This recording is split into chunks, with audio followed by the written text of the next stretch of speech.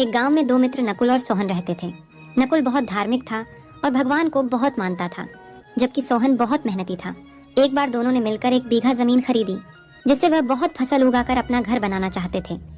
सोहन तो खेत में बहुत मेहनत करता, लेकिन नकुल कुछ काम नहीं करता, बल्कि मंदिर में जाकर भगवान से अच्छी फसल के लिए प्रार्थना करता था। इसी तरह समय बीतता गया। कुछ समय बाद खेत की फसल पककर तैयार हो गई, जिसको दोनों ने बाजार ले जाकर बेच दिया और उनको अच्छा पैसा मिला। घर आकर सोहन ने नकुल को कहा कि इस धन का ज्यादा हिस्सा मुझे मिलेगा क्योंकि मैंने खेत में ज्यादा मेहनत की है। यह बात सुनकर नकुल बोला, नहीं, धन का तुमसे ज्यादा हिस्सा मुझे मिलना चाहिए, क्योंकि मैंने भगवान से इसकी प्रार्थना की, तभी हमको अच्छी फसल हुई। भगवान के बिना कुछ संभव नहीं है। जब वह दोनों इस बात को आपस में नहीं सुलझा सके तो धन के बंटवारे के लिए दोनों गांव के मुखिया के पास पहुंचे।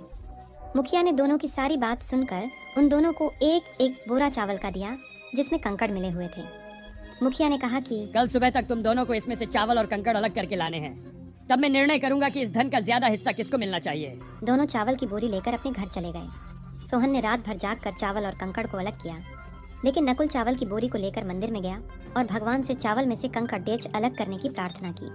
अगले दिन सुबह सोहन जितने चावल और कंकड़ अलग कर सका, उसको ले जाकर मुखिया के पास गया, जिसे देखकर मुखिया खुश हुआ।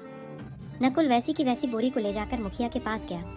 मुखिया ने नकुल को कहा कि दिखाओ तुमने कितने चावल साफ किए हैं। नकुल ने कहा, मुझे भगवान पर पूरा भरोसा है कि सारे चावल साफ हो गए होंगे।